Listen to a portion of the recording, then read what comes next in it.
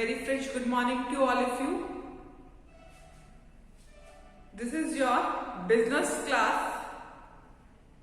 As you know, we are doing chapter number 7 and chapter name is Sources of Business Finance. Okay, and in Sources of Business Finance, you know there are two sources which are owner's fund and borrowed fund. In our previous lecture, we have covered the owner's fund and borrowed fund and difference between owner's fund and borrowed fund. Clear? Today we are going to start a new topic which is shares. Shares में दो type के shares होते हैं, equity shares और preference share. आज मैं आपको पहले इक्विटी शेयर समझाऊंगी, then preference share, then difference between equity and preference share. Okay, clear बच्चा? Let's start our today class. Today is 25 date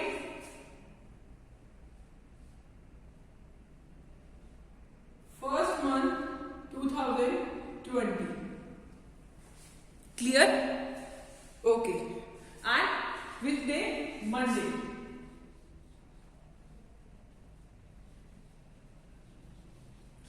Chapter number 7.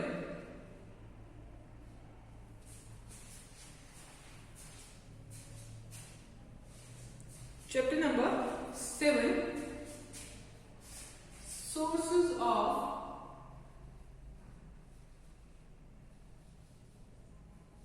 business finance.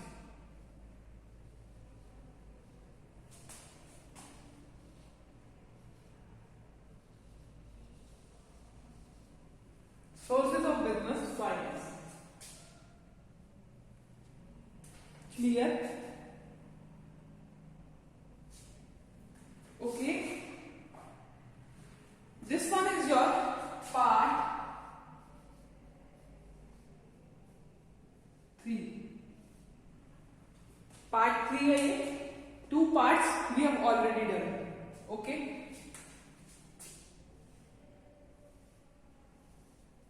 Clear? Okay. Let's start our today's class, which is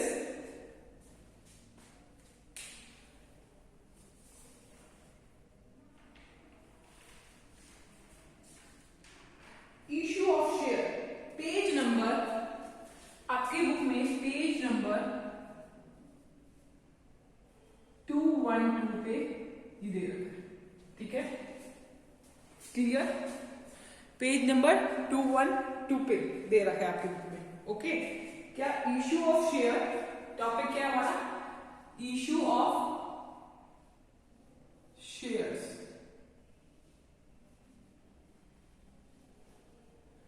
issue of shares, honours fund, long source of finance. Honours fund, issue of share किस में आता है? Honours fund में आता है. और ये क्या है? लॉन्ग टर्म फाइनेंस है. क्या है? Long term finance. ये क्या है? Long term source of finance. Which source of finance? Long term source of finance.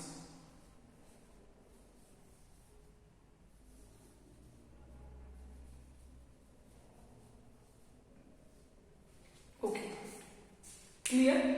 Now you should know the meaning of share. आपको शेयर का मीनिंग पता होना चाहिए. The share means, what does share means? Share means the capital of the company divided into smallest part. The capital of the company divided into smallest part. देखो, company की capital की requirement है. Company के पास ये capital होती है. Capital की requirement है कंपनी को 5 लाख रुपीज की. ध्यान से देखना.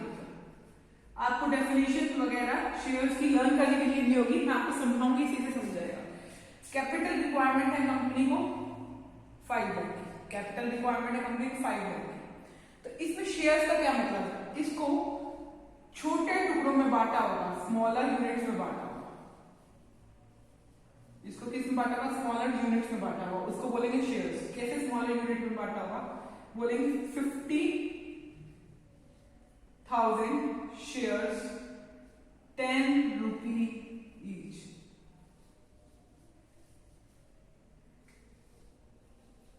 अब कंपनी को रिक्वायरमेंट है 5 लाख रुपीज की, 5 लाख रुपीज की रिक्वायरमेंट है कंपनी को। उसने स्मॉलर पार्ट में बांटा इसको, कैसे, 50,000 शेयर्स 10 रुपीज ईच। तो शेयर्स कितने होंगे, 50,000। इसकी डेफिनेशन क्या होगी शेयर्स की, लिखिए, the capital of the company divided into smaller parts. The, ये बुक में नहीं दी रखी आपकी, सो आप यहां से नोट डाउन कर लीजिए। The capital of the company, the capital किसकी है, कंपनी की। The capital of company,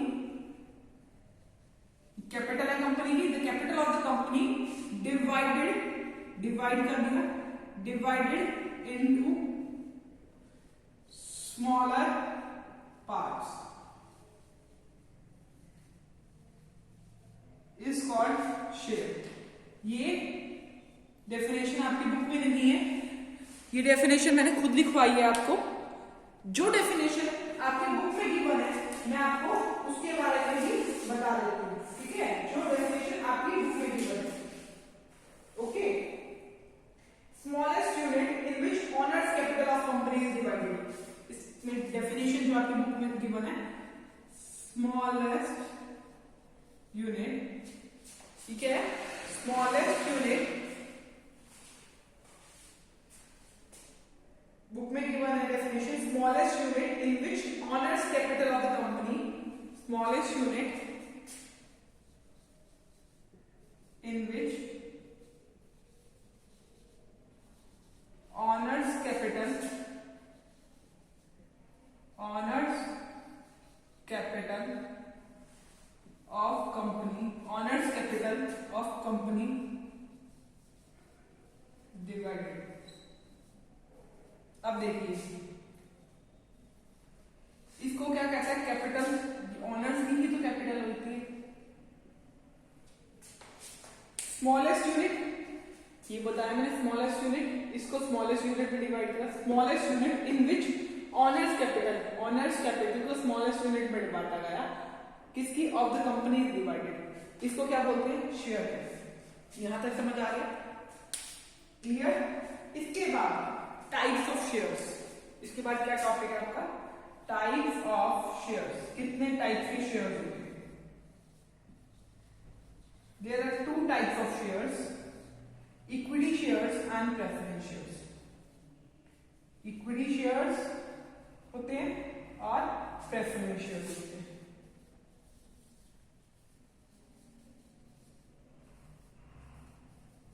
clear.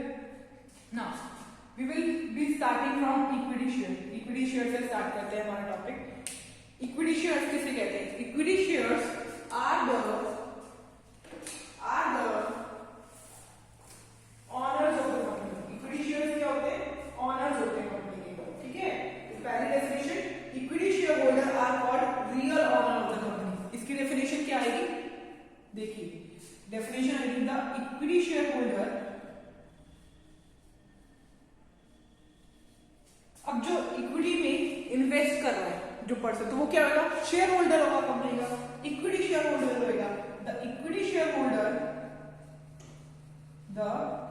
Share holder are the real owner of the company, real owners of the company. यहां तक क्लियर होगा, equity share holder are the real owner of the company. Clear, equity share holder are the real owner of the company, ठीक है, clear. अब देखिए इसके बाद आपको पॉइंट पता होना चाहिए, इसके कुछ पॉइंट है मैं बताती हूं।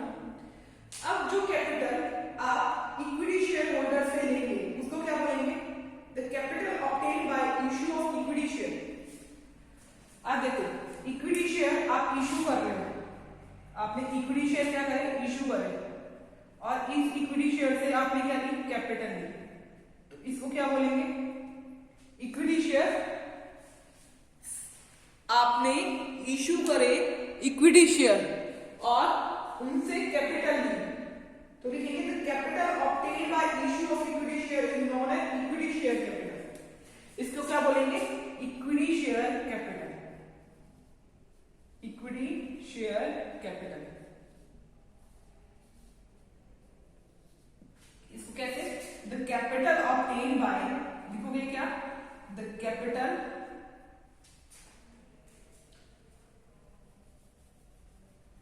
क्या लिखेंगे? The capital obtained bye, the capital obtained bye issue of equity share, issue of equity share is called equity share capital. Clear? The capital obtained by issue of equity share is called as equity share capital. Okay? इसके बाद इस equity share capital के कुछ points हैं, वो देखिए। ये honour है कंपनी के, ये क्या है? ऑनर है कंपनी के। क्लियर? जो ओनर है कंपनी के, उनके पास क्या राइट होती है? Right to vote. इनके पास क्या है? Right to vote. क्या लिखेंगे? Right to what.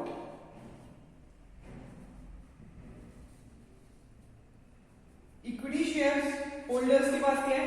Right to vote. ये वोट कर सकते हैं। राइट टू पार्टिसिपेट लिख सकते हो, या वोट भी लिख सकते, right to participate in management activities. क्या लिखोगे? Right to vote, right to participate in management activities या इन मैनेजमेंट। क्यों? ऑनर है ये, ऑनर जो है वो पार्टिसिपेट कर सकते हैं in management. Right to participate in management. Okay? Right to vote और right to participate in the management of the company. Clear? ठीक है? Right to vote and participate in the management of company. ठीक है? ये point इसका है। एक और पॉइंट देखिए। देखो, इसको रेट ऑफ डिविडेंड जो है इसका, इक्विटी शेयर होल्डर्स को जो रेट ऑफ डिविडेंड है उसका, वो फिक्स नहीं होता। क्लियर? जैसे अगर हमें किसी बाहर के पर्सन को लायबिलिटी पे ऑफ करनी है, तो उसका रेट ऑफ इंटरेस्ट क्या होगा? फिक्स होगा। तो इसका रेट जो है rate of dividend is not fixed. इसका क्या है? Rate of dividend is not fixed. लिखेंगे rate of dividend is not fixed. Rate of dividend is not fixed. Clear हुआ यहां तक बच्चा? Rate of dividend is not fixed. ये मैं ऊपर लिखती हूं इसके पॉइंट्स। ये समझ आ गया होगा? इसके हमने क्या क्या पॉइंट पढ़े देख लो एक बार। इसके बाद फिर हम इसके फीचर्स पढ़ेंगे। इक्विटी शेयर्स की पढ़ेंगे। इक्विटी शेयर्स कौन होते हैं? ऑनर्स होते हैं। Owners of company. Equity share holder are the owner of the company. Real owner of the company. Right to vote, इसके पास क्या है? Right to vote and participate in management.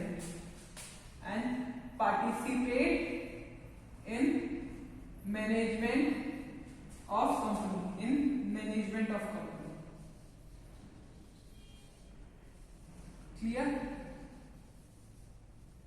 No fixed dividend is given to them. No fixed dividend. ठीक है? No fixed dividend. या rate of dividend is not fixed. Rate जो है of dividend is not fixed. इनकी capital को क्या बोला जाता है? Equity share capital. इनको क्या कहा जाता है? इनको क्या बोलते हैं? इक्विटी शेयर होल्डर बोला जाता है, जिसके पास क्या होती है? Equity share holder.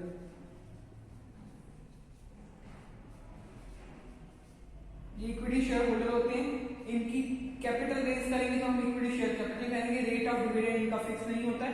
Company right है, कंपनी के पास वोट करेगी, ठीक है, इनके पास राइट है, वोट कर सकती है, वोट कर सकते हैं और पार्टिसिपेट कर सकते हैं management of company, owner of the company के। यहाँ तक क्लियर हुआ। इसके अब हम फीचर्स पढ़ते हैं। What are the features of equity share. Equity shares के क्या फीचर्स होते हैं, ठीक है, ये पढ़ते हैं।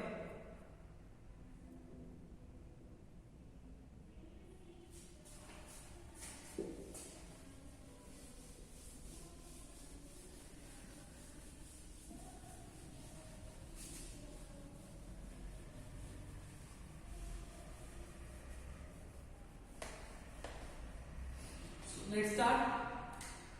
Write down features of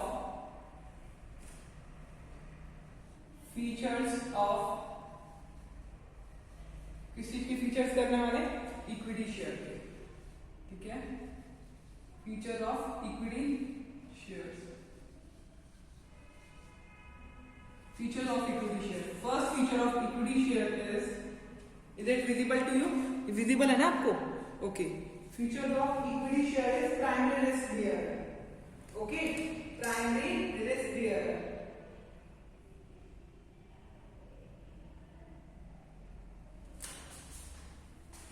First feature is primary risk bearer.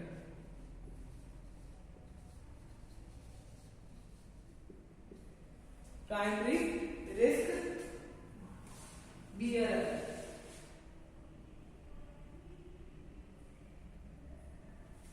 Clear? ये बाय चांस कर दिया बेटा, ठीक है। ये प्राइमरी रिस्क बेयरर कैसे होते हैं, मैं पॉइंट समझा देता हूं। देखो, आपको पता है सबसे पहले कंपनी पेमेंट किसको देती है? क्रेडिटर्स को देती है और प्रेफरेंस शेयर्स को देती है। उसके बाद इनका नंबर आता है, प्राइमरी रिस्क बेयरर है, ठीक है। उसके बाद इक्विटी शेयर्स का नंबर आता है, ठीक है। और कंपनी को लॉस होता है तो कौन बेयर करेगा? Owner of the company. ये कौन है? Owner of the company. इस वजह से कंपनी को अगर लॉस होता है तो ये प्राइमरी रिस्क बियरर होते हैं। क्लियर? ओके, लिखेंगे equity share holder are the primary risk bearer. In case of such losses equity share holder have to bear the risk. ये लिखा है इसने कि equity shares are the primary risk bearer. क्यों? In the case of losses,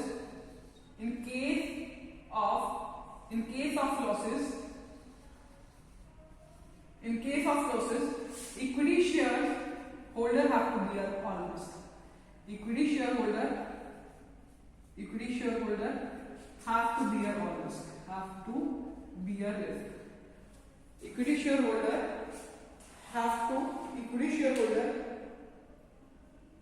have to bear the loss. Clear? Have to bear the loss. देखो क्यों risk bear है? क्योंकि सारा जो लॉस है इनको लेना पड़ता है। लॉसेस के केस में इक्विटी शेयर होल्डर को बियर करना पड़ता है लॉस, ठीक है। इस वजह से इसको बोला जाता है primary risk bear. Claim over residual income. Claim over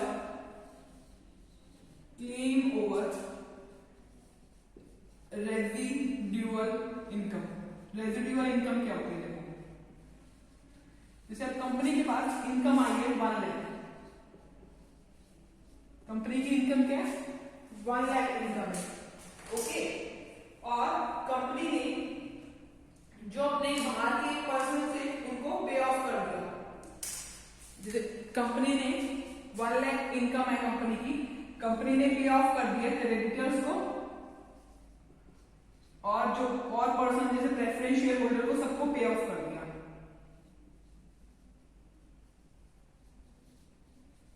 ठीक है। इनको पे ऑफ करना था, इनको 30,000 पे ऑफ कर दिया।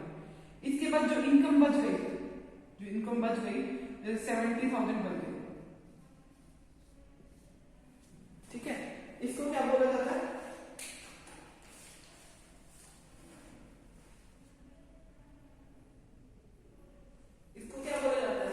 रेजिडुअल इनकम, जो इनकम बाहर वालों को देने के बाद बच जाती है वो होती है रेजिडुअल इनकम। जो लेफ्ट ओवर इनकम है, ये क्या है? Left over income. ये क्या है? Left over income. जो बाहर की क्लेम देने के बाद, जैसे इनकम इनकी थी 1 लाख और बाहर के सारे क्रेडिटर्स वगैरह को पे ऑफ करने के बाद जो लेफ्ट ओवर इनकम होती है उसको बोलते हैं रेजिडुअल इनकम। ये 70,000 इनकम है। ये 70,000 इनकम पे जो इक्विटी शेयर होल्डर है वो क्लेम कर सकते हैं, क्लेम ओवर रेजिडुअल इनकम। ये जो इनकम बची हुई इनकम है इसके ऊपर किसका हक है? Equity share holder. क्लियर? किसका हक है? इक्विटी शेयर होल्डर्स का। ओके, जो इनकम बच जाती है उस पे इक्विटी शेयर होल्डर का क्लेम होता है। सब पर्सन, बाहर वाले पर्सन को सेटिस्फाई करने के बाद जो इनकम बचती है इसको बोलते हैं लेफ्ट ओवर इनकम। ठीक है, अब देखिए थर्ड पॉइंट क्या है। Third point is basis for loan. क्या है? Third point is basis for loan. अब देखो, अगर किसी कंपनी को लोन लेना है तो किस बेसिस पे लेगी? इक्विटी शेयर्स के बेसिस पे लोन ले सकती है कंपनी। तो क्या कहेंगे? इक्विटी शेयर्स के बेसिस पे, इक्विटी शेयर के बेसिस पे कंपनी क्या ले सकती है? बेसिस पे कंपनी क्या ले सकती है? लोन ले सकती है। यहां तक क्लियर? इक्विटी शेयर के बेसिस पे कंपनी क्या ले सकती है? लोन ले सकती है। Okay, clear? तो लिखेंगे equity share capital is the basis on which loan can be raised.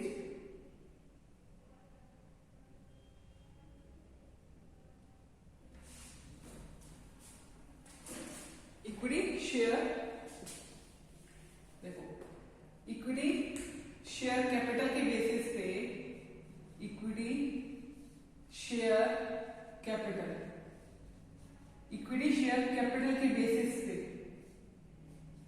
Company loan ले सकती है।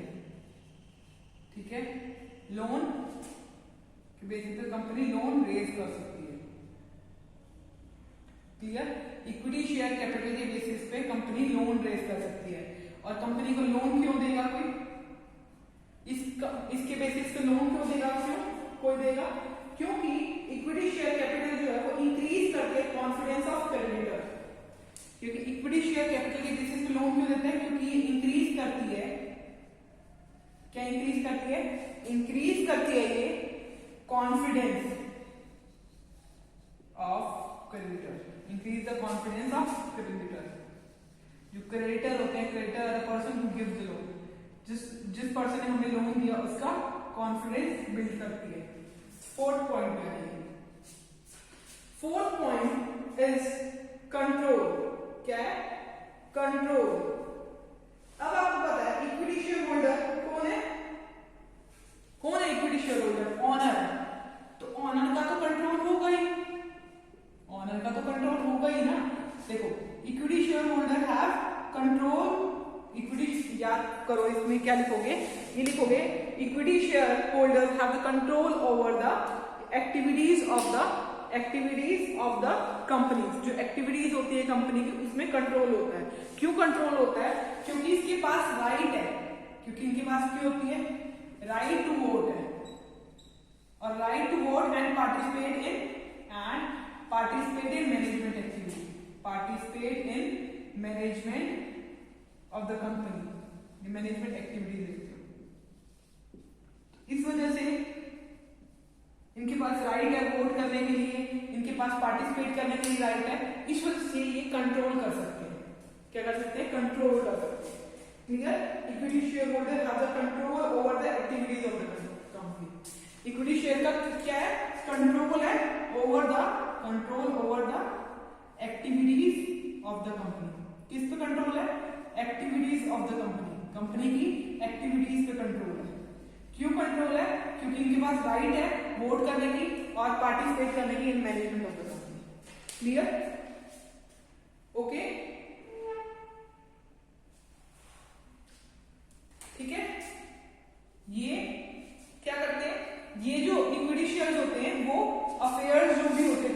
अफेयर्स को भी मैनेज करते हैं। Okay, fifth point, which one is higher profit. क्या है? Higher profit. ओके, क्या है? Higher profit.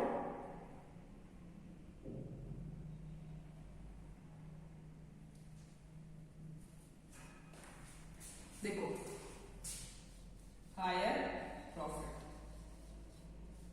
अब यहां समझिए हायर प्रॉफिट में क्या आएगा।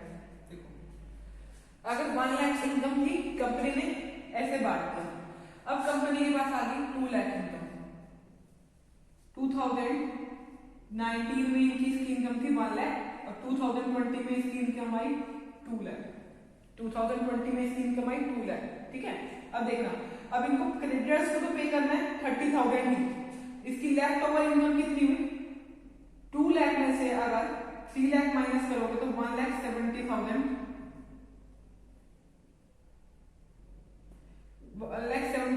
लेफ्ट ओवर इनकम होगी। अगर इनकी इनकम इतनी बची है तो इनको प्रॉफिट हायर मिलेगा, मतलब इतना सारा प्रॉफिट मिल रहा है इनको।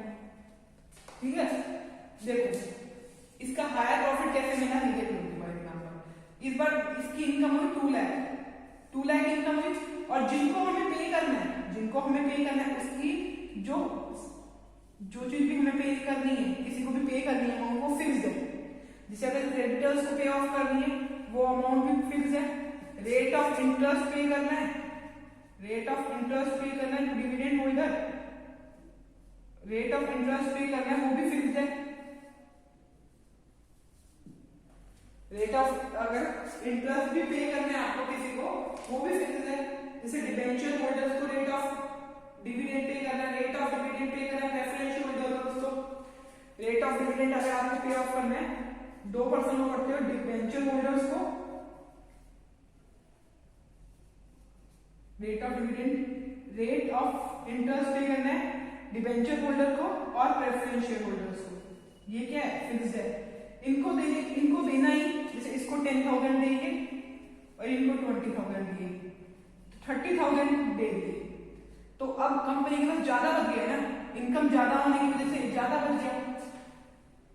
जैसे इनकम ज्यादा हुई कंपनी के पास, हायर प्रॉफिट। हायर प्रॉफिट का मतलब कि कंपनी के पास अगर ज्यादा इनकम आई, इस मंथ में कंपनी के पास इनकम कितनी बच गई? 170। तो अब जो बचे हुए इक्विटी शेयर होल्डर्स है, इक्विटी शेयर होल्डर्स हैं, इनको क्या मिलेगा? ज्यादा प्रॉफिट मिलेगा, ज्यादा प्रॉफिट मिलेगा। क्लियर? अब 6 पॉइंट में आ जाएगी हायर प्रॉफिट, मतलब समझ आ गया कि अगर कंपनी की किसी ईयर में इनकम ज्यादा होती है तो दूसरे वाले जिनको हमें देना है वो फिक्स है, और जो इनकम बच जाएगी वो किसको पे ऑफ करी जाएगी? इक्विटी शेयर होल्डर्स को। Equity share holder higher profit मिलेगा। ठीक है, अब 6 पॉइंट भी आ गए। 6 point is pre emptive right. क्या है 6 पॉइंट? Pre emptive right. देखो, प्री एम्प्टिव राइट। अब प्री एम्प्टिव राइट का मतलब होता है कि कंपनी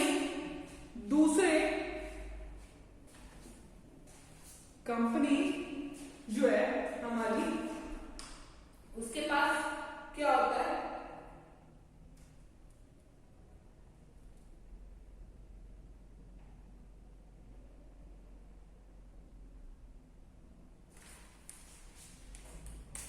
कंपनी हमारे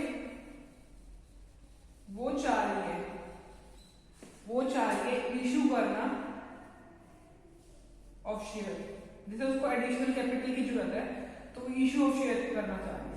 ठीक है, बट प्री एम्प्टिव राइट का मतलब जो इक्विटी शेयर होल्डर से पहले पूछेगी वो।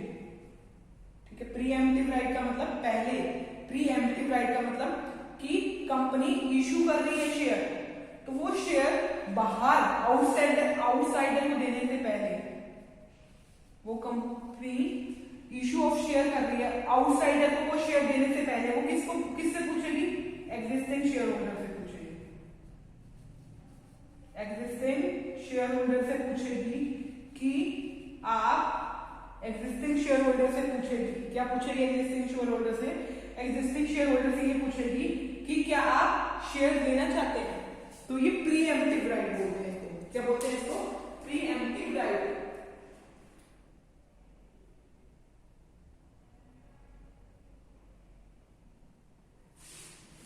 अगर एग्जिस्टिंग शेयर होल्डर, जो पुराने शेयर होल्डर है, वो मना कर देते हैं कि हमें शेयर की जरूरत नहीं है, तब वो आउटसाइडर्स को देती है, मींस जनरल पब्लिक को देती है शेयर्स। समझ आया?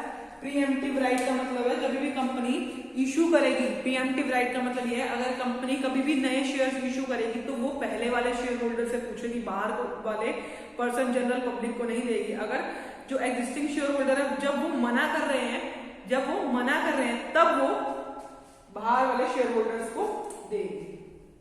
7 पॉइंट क्या है? 7 पॉइंट लास्ट पॉइंट है आपकी बुक का, परमानेंट कैपिटल। ये आपकी बुक में पेज नंबर 213 पे दे रखा है, ठीक है? और ये देखो परमानेंट कैपिटल।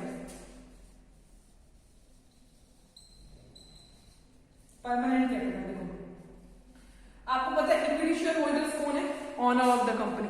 एक बार ऑनर जो है कंपनी में पैसा इन्वेस्ट कर देते हैं, वो बाहर निकाल नहीं सकते।